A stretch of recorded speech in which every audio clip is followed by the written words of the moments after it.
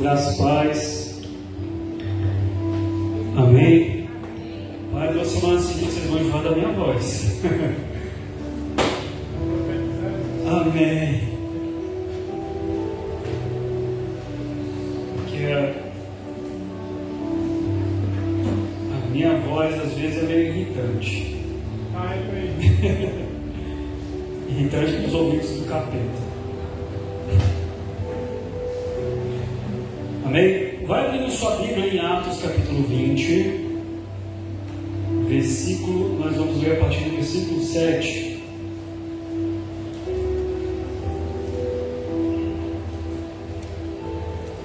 Amém? Você que foi encontrando aí, vai dizendo amém. Quem me encontrou fala, estou procurando.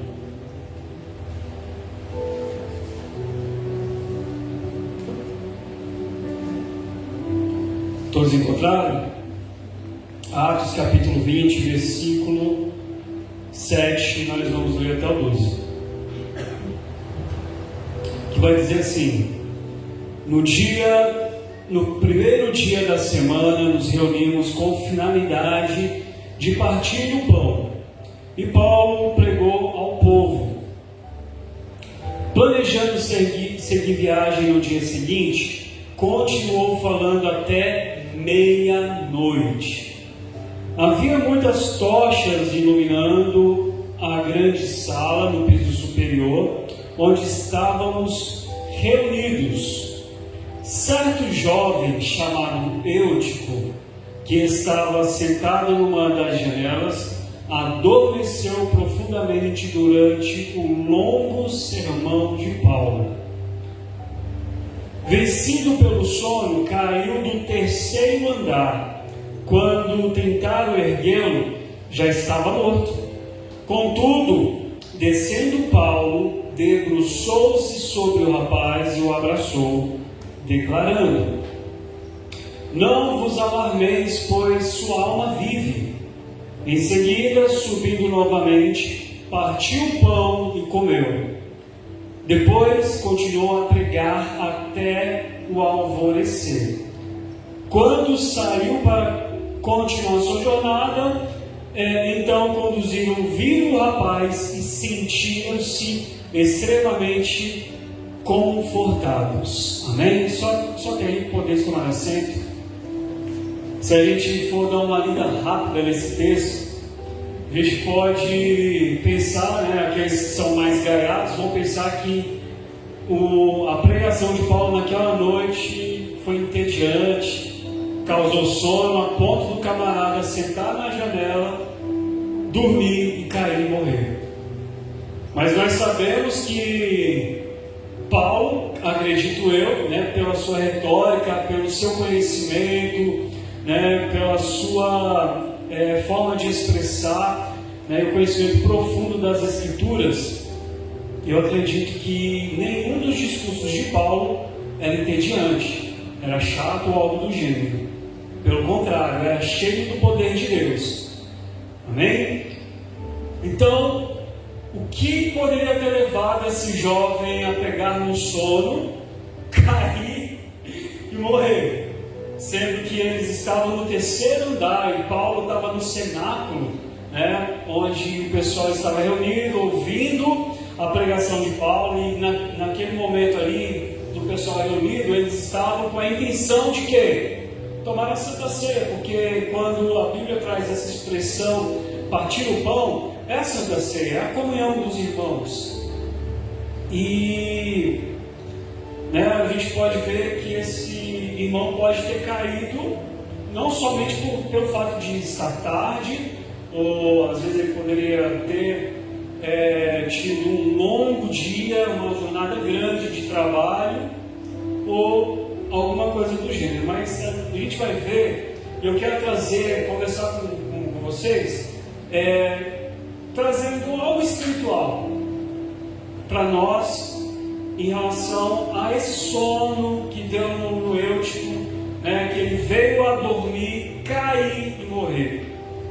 É o que acontece muito nos dias de hoje, aconteceu muito nos dias passados e vai acontecer ainda mais, porque o próprio Senhor Jesus diz que nos fins dos tempos o amor de muitos esfriaria, e esse amor esfriando, a pessoa acaba se afastando de Deus, se afastando da presença de Deus, e muitos apostatando, abandonando de uma vez por todas, da fé.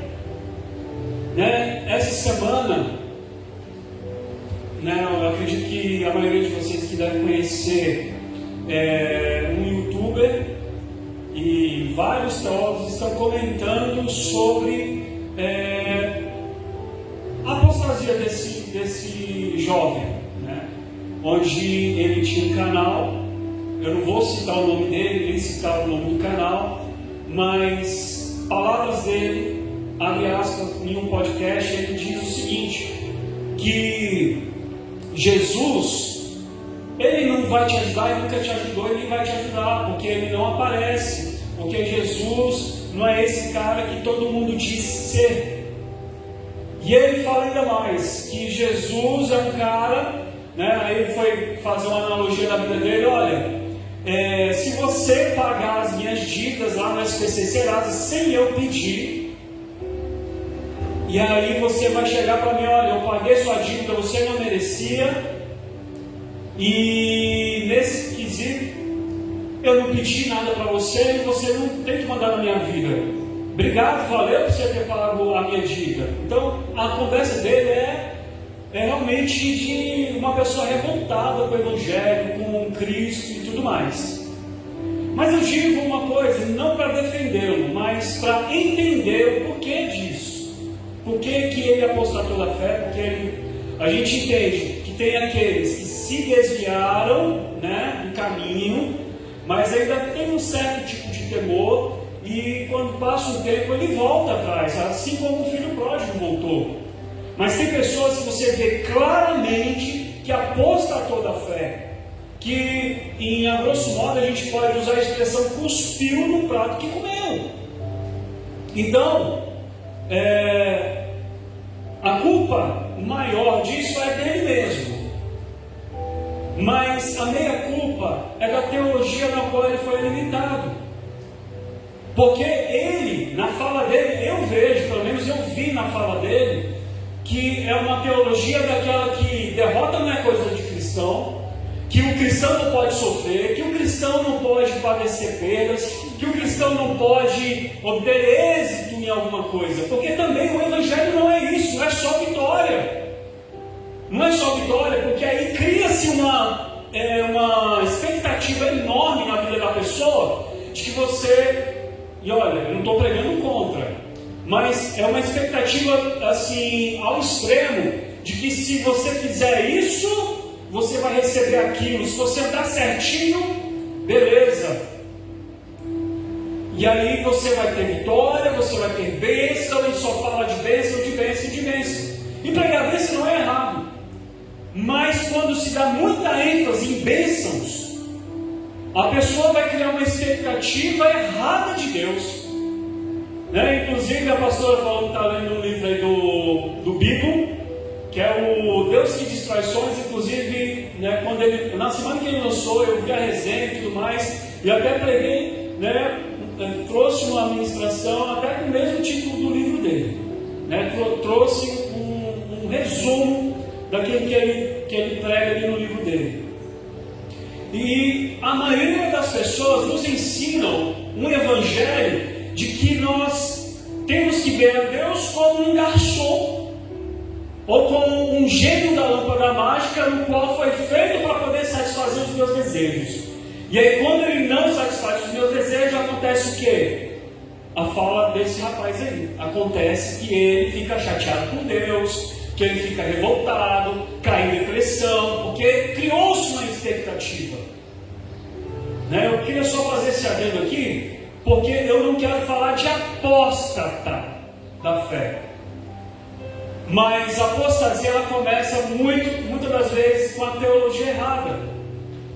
E para combater a teologia errada, nós devemos pregar a teologia certa, a teologia bíblica. Não apenas teologia sistemática, mas a teologia bíblica. É pregarmos o certo, para que quando alguém vier com com evangelho errado, com teologia errada, a gente só fica ouvindo, mas a gente tem a certeza, a plena convicção de que nós já conhecemos a verdadeira doutrina, a verdadeira palavra de Deus, e nós não seremos levados por qualquer livro de doutrina, porque vai chegar um mormon, vai chegar um testemunho de Jeová, vai chegar um adventista, dentre outros tipos de seitas, e você não vai ter medo de debater. Você pode até não saber argumentar aquilo que você conhece, mas pelo fato de você conhecer bem a palavra, você não vai se desviar e muito menos apostatar da fé. Amém? Então valorize muito todas as quintas-feiras, quando nós temos a live da escola de capacitação. Não tenha preguiça, não tenha, mas está falando de um determinado assunto que talvez nem entra muito direito na cabeça. Queridos, mesmo que não entre bem direito na tua cabeça, assista, tire suas dúvidas, participe. Se naquele momento da live você não entendeu, procura o teu líder, o teu pastor, procura alguém mais experiente na palavra para poder tirar as suas dúvidas. E voltando aqui para a história de Eutico,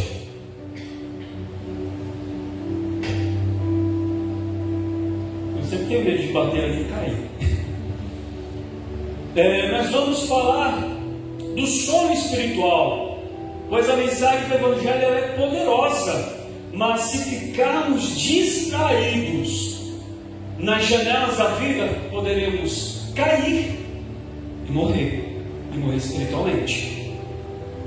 Aí você pode dizer, de uma forma mais técnica, não, mas é porque naquela época não tinha luz elétrica, não tinha lâmpada elétrica, então usavam-se candeias ou tochas. E geralmente durava 15 minutos ela acesa, aí quando ela apagava, e aí soltava uma fumaça, e também quando ela está queimando, ela solta uma fumaça, no qual ali pode dar uma entorpecida, um sono, dar uma moleza no corpo. Mas não foi por isso que o Eutico caiu. Mas normalmente eu não gosto de espiritualizar alguma coisa que não está sendo mostrada como espiritual. Mas a gente pode extrair lições desse caso de Eutico. E uma delas, inclusive para quem está anotando, o título é A Janela das Distrações. Então, o perigo do sono espiritual. Isso no versículo 9, nós vamos ver aqui no capítulo 20 de Atos. Um certo jovem chamado Eutico, que estava sentado numa das janelas, adormeceu profundamente durante um longo sermão de Paulo.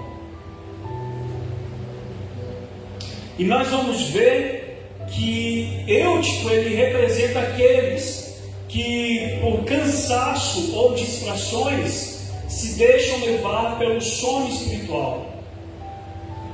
Talvez muitos de nós, ou se não todos, pelo menos uma vez você estava aqui, de corpo presente aqui na igreja, aqui dentro do templo, na verdade, mas a cabeça estava lá fora. Você estava se distraindo com uma conta que você precisava pagar, que já estava atrasada. Você se distraiu com um pensamento de alguém que te feriu, que falou mal de você, ou que brigou com você. Então nós não devemos ser como um crente girafa, como na igreja, cabeça lá fora. Então, distrações pode trazer um sono espiritual. A sonolência espiritual pode surgir por falta de vigilância. Se nós não vigiarmos, nós podemos cair e podemos morrer. Também excesso de confiança. Você já foi tão usado por Deus, Deus já te usou tanto, seja na palavra, seja em profecia, seja em aconselhamento, seja em qualquer área, Deus te usou, e aí de repente você já começa a confundir a sua experiência com a voz de Deus. É a autoconfiança, de repente você já dormiu e nem sabe. Ou até mesmo o descuido da vida cristã. Deixou de orar, deixou de ler a Bíblia, deixou de congregar. Até ontem eu estava conversando com o Senhor, né, chamando para vir à igreja, explicando para ele que nós precisamos congregar. É aquela analogia que eu sempre faço quando eu falo sobre a questão de congregar. Nós somos considerados o corpo de Cristo. E o corpo de Cristo tem vários membros, onde tem uma só cabeça. Quem é essa cabeça? É Jesus.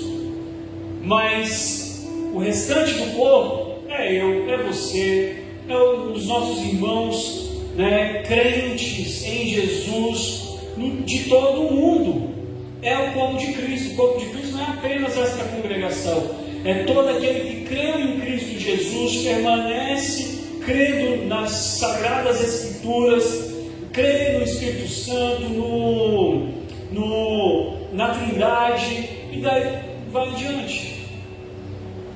E aí, eu falando para ele, se você corta o teu braço, o braço que você cortou, ele vai mexer sozinho, vai sair andando sozinho, né? Fazendo um pezinho com o dedo aqui e sair andando? Não vai. Só na família Adams que acontece isso, para quem já assistiu. Mas o corpo fica debilitado. Para o membro ter vida, e ele não tem vida em si mesmo, ele só terá vida inserido no corpo. Então nós não devemos deixar de congregar, porque isso é morte espiritual na certa. Porque tudo que você fizer dentro da sua casa, sem congregar, sem estar junto com outros irmãos que creem na sua mesma fé, não terá peso espiritual nenhum. Você pode orar, você pode jejuar 40 dias e 40 noites, você pode ler a Bíblia, ter um conhecimento profundo, mas se você não estiver inserido no corpo, você está morto, você morre. Então a igreja ela precisa estar sempre vigilante. Ela não pode se acomodar diante da palavra, pois o sono pode levar à queda. Porque se você sentar, se distrair, e quando você se distrai, você começa a ficar sonolento. E às vezes você está sonolento dentro da igreja e começa a pescar, nem é peixinho, você começa a pescar tubarão. Porque de repente você já está vindo assim, opa, tubarão fisgou. Mas o sono espiritual é as distrações deste mundo. Aquilo que a irmã Célia falou sobre questões de jogos, é uma distração. Porque o momento que você poderia estar edificando a sua vida dentro da palavra, ouvindo uma pregação, né, pregando algo para alguém, não, você está lá satisfazendo o desejo da carne, se divertindo. E muitas das vezes o jogo que inclusive eu acredito que a irmã Célia deve estar falando é aqueles jogos que todo mundo fala, se alguém está mexendo em alguma coisa, é o tal do tigrinho. São os conhecidos como jogos de azar, que além de fazer a pessoa perder muito tempo ali, não perde só tempo, perde dinheiro. E aí, inclusive, né, nós num GE que nós fizemos,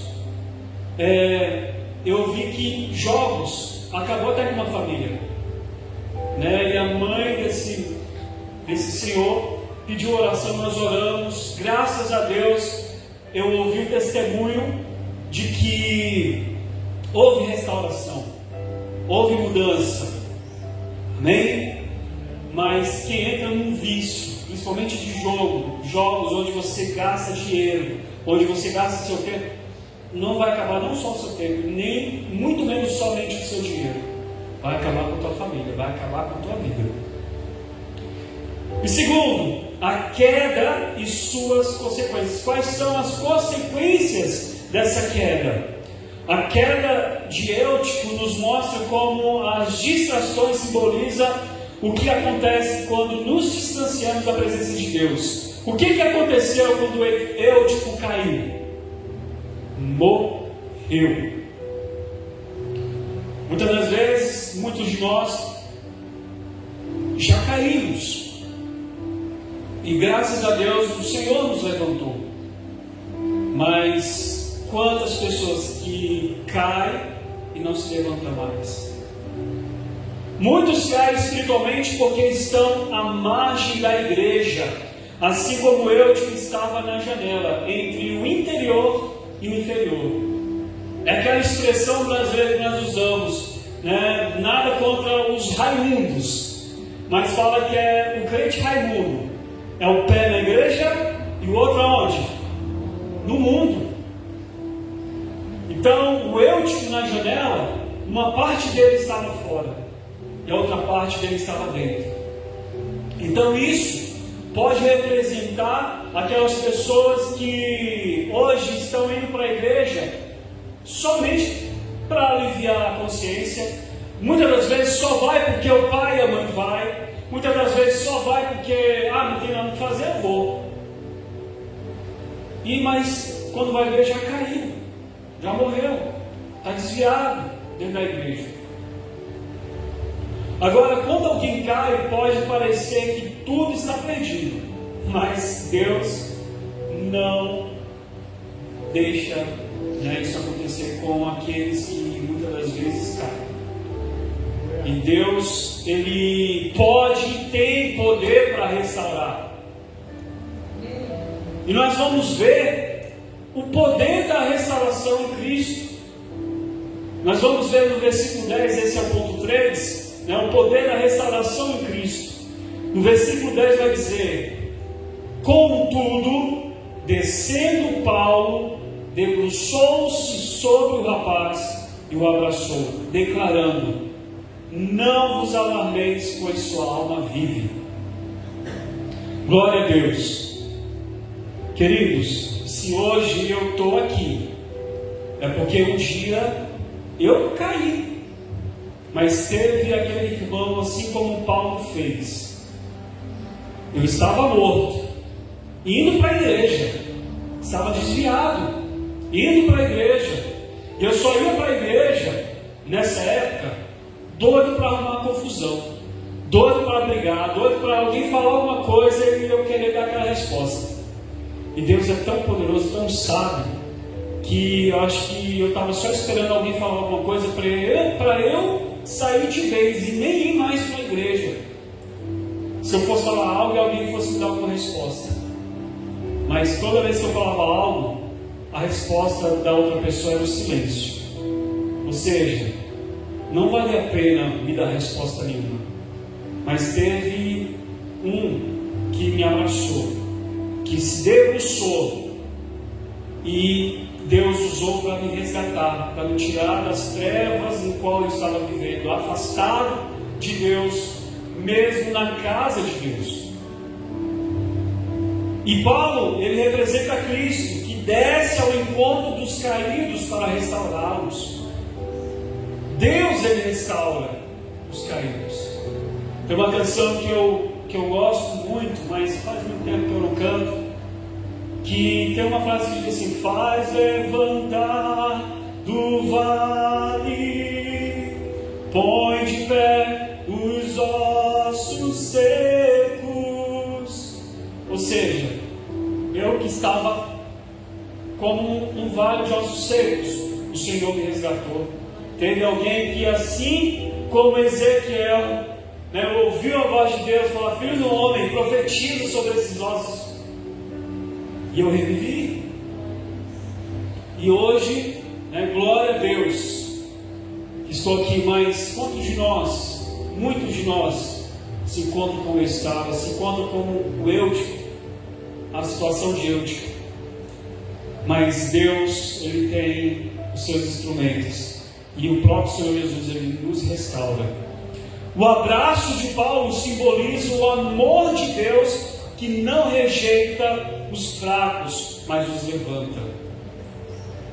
Muitas das vezes, não que nós não devemos ter, nós devemos ter zelo pela palavra de Deus, nós devemos ter zelo em praticar a palavra, em ser íntegro em tudo que nós fazemos. Mas é por isso que existe a graça. Se não houvesse graça, nenhum de nós estaríamos aqui. Nós todos estávamos perdidos. Porque graça é muito além de um favor imerecido. Graça, para mim, é um dos maiores milagres. Porque sem a graça não há ressurreição, sem a graça não há um espírito regenerado, sem a graça não há vida. Muitas das vezes nós explicamos basicamente que graça é favor imerecido. E eu acredito que o jovem que eu citei, o youtuber que eu citei, mas não citando o nome, mas vocês vão saber, em off eu vou falar quem é. Eu acho que ensinaram a graça para ele de forma errada. E quando nós mascaramos a graça, nós a transformamos em legalismo. Porque muitas das vezes nós falamos: nossa, eu tenho os meus erros, mas olha o pecado daquele irmão, olha o pecado daquela irmã. E aí sempre coloca o pecado do outro maior do que o seu próprio. Mas uma das coisas que Deus abomina é a maledicência. É você falar mal dos outros. Hoje eu estava falando com uma pessoa muito querida, que quando eu cheguei de manhã até a hora de eu sair da casa dela, eu só ouvi reclamação. Ai, que fulano é assim, ai, que ciclano é desse jeito, ai, que Beltrano vem e faz um negócio aqui e não sei o que. Aí eu falei, quase que eu denuncio.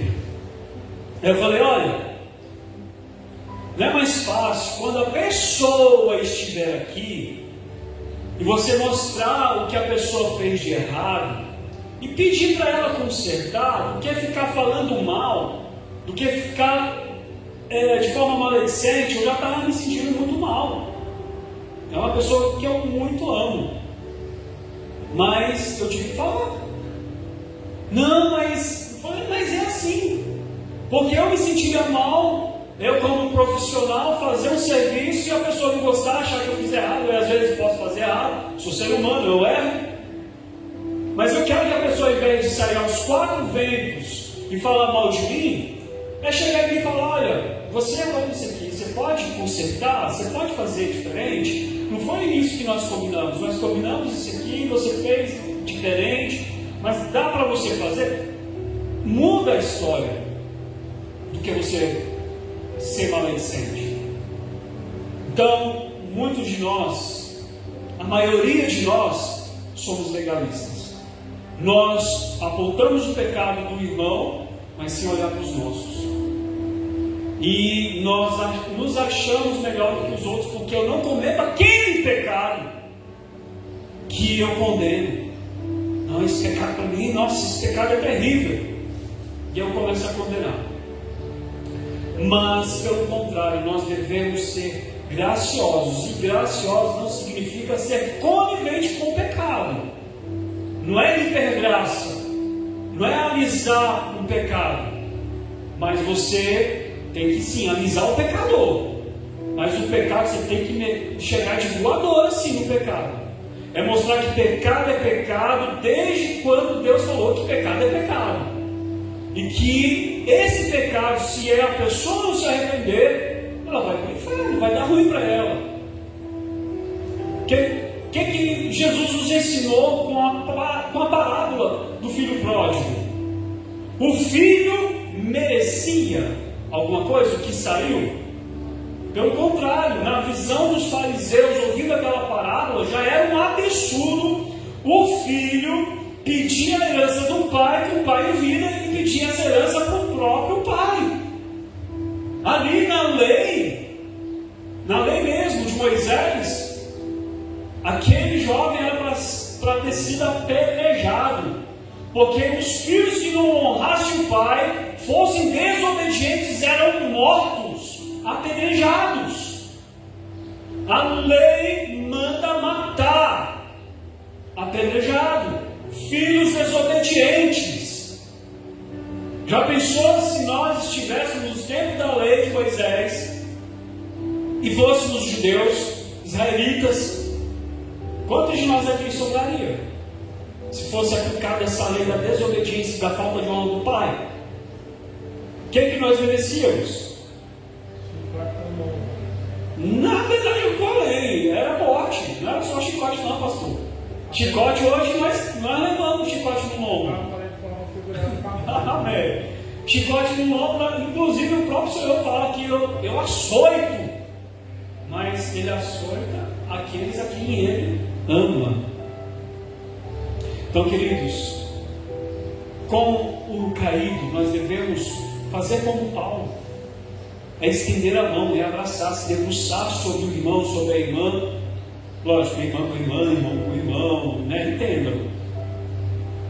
Para orar e trazer restauração, para orar, para trazê-lo para a presença de Deus. Inclusive, se eu não me engano, é no Evangelho de João que Jesus ele vai ensinar: se tu vir o teu irmão pecar, vai tu e ele só, repreende o seu irmão, se ele se arrepender, né, ganhaste o teu irmão.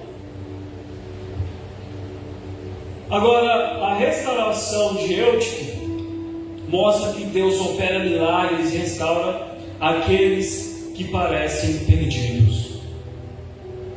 Eu tinha mais coisa para falar, mas já deu horário. Então eu quero convidá-los a ficar de pé.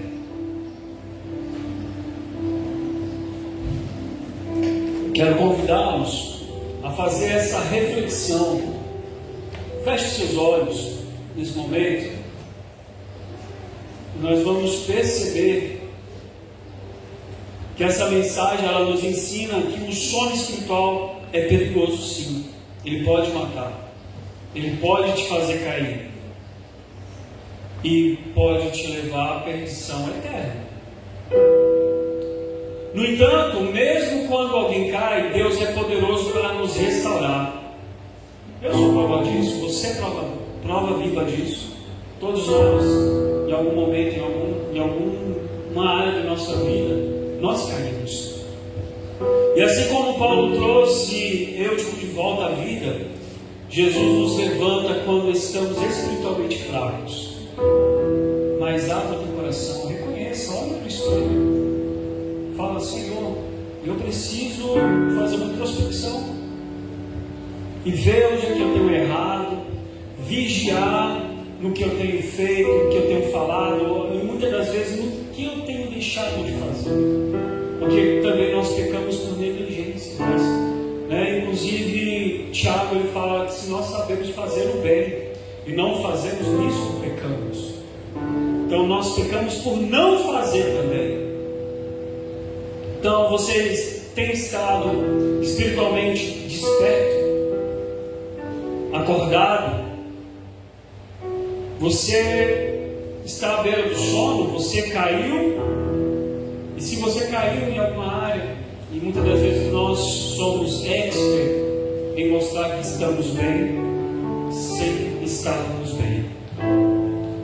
Então vamos orar, vamos pedir para Deus. Se nós não caímos, né, a palavra de Deus diz, como Paulo também fala, que aquele que está de pé cuide para que não caia. Lembre que excesso de confiança você pode cair. Não confie na sua santidade, confie no Senhor.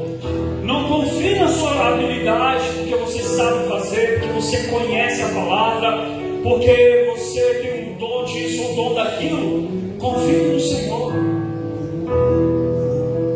Mas seja você também um instrumento para estender a mão para o caído e fazer com que o caído se levante.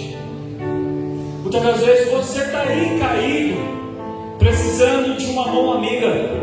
Lembre-se que Deus está sempre com a mão estendida para te ajudar, para te restaurar, para mudar a sua vida. E como eu tenho pregado aqui, mudar a vida não é te dar um carro, uma casa, uma família ou algo do gênero. Ele deu a si mesmo para você, para que você pudesse estar eternamente com Ele, independente das bênçãos.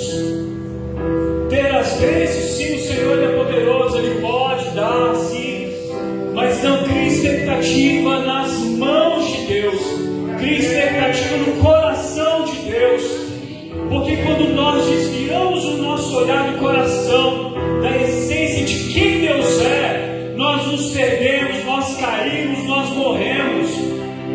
Porque Evangelho não é ter coisas, Evangelho não é ter bênçãos.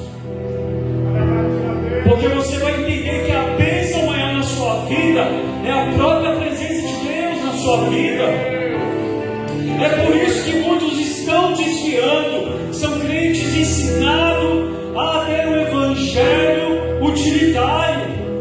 Se Deus não fizer, se Deus não me der, eu morro, eu saio da igreja, ainda fica ameaçando a Deus. E muitas das vezes acontece que muitos estão apostatando da fé. Não seja você um apóstata, não seja você um desviado. Volte para o caminho, volte para a presença de Deus. Pai querido, em nome de Jesus, nós oramos, primeiramente para que possamos, ó Pai, olhar para o Senhor, olhar em direção para o alvo que é Cristo Jesus, que é o autor e consumador da nossa fé. Pai querido, em nome de Jesus, que nós possamos cuidar de nós mesmos, como Paulo fala para Timóteo, cuida de ti mesmo. Que nós possamos, ó Pai, criar, Senhor, um ambiente celestial no nosso lar, no nosso trabalho, onde estivermos, através do nosso relacionamento com o Senhor. Que nós não devemos apenas erguer um altar, mas que nós sejamos este altar para apresentar o Senhor para as vidas, que é o Senhor quem salva e liberta, nos tira das trevas para a sua maravilhosa luz. A maior bênção de todas as coisas é eternamente estar na tua presença, onde chegar naquele grande dia, no novo céu, na nova terra, nós não precisaremos mais de sol nem de lua para iluminar o dia ou a noite, porque o Senhor, ó Deus, será o nosso sol. O Senhor é o sol da nossa justiça, o Senhor é o sol que brilha eternamente. Pai querido, em nome de Jesus, ajuda-nos a sermos um canal de bênção para erguer o caído, para erguer aquele que está cansado, oprimido, sobrecarregado, apresentar aquele que pode nos dar um fardo leve, um jugo suave. Hoje podemos aprender com o Senhor, que é manso e humilde de coração. Hoje nós achamos descanso para as nossas almas, Senhor. É o que nós pedimos nesta tarde. Nós te agradecemos, Senhor, e te exaltamos em nome de Jesus. Amém. E amém. Exalte o Senhor com suas palmas. Glória a Deus. Amém.